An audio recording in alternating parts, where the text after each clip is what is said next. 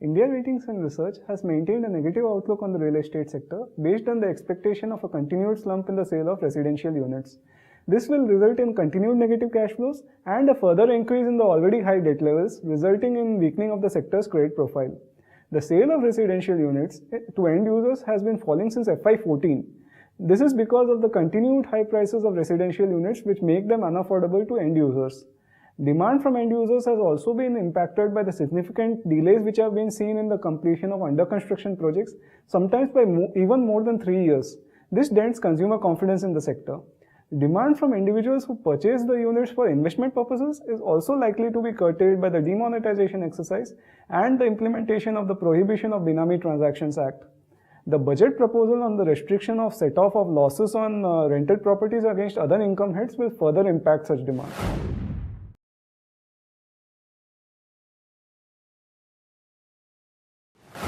The real estate sector's liquidity position is weak, with negative cash flow from operations due to increase in inventory resulting in increase in debt.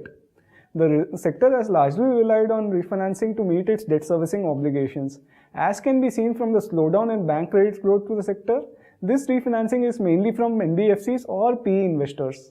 However, in the absence of any recovery in sales, we believe that refinancing will increasingly become difficult.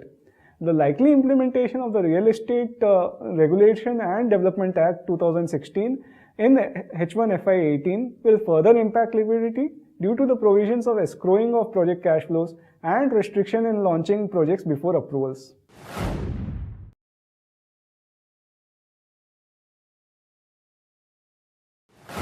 We believe that the sector needs a structural change in the way it does business given the significant regulatory changes. Customers are likely to show an increasing preference towards ready-to-occupy properties with the implementation of GST, while the Real Estate Regulation and Development Act will increase transparency and confidence in the sector. This provides a ripe time for the sector to move towards the model of sales post-project completion. This will require companies to raise structured debt with moratorium during the construction period and would require specialized real estate funding agencies.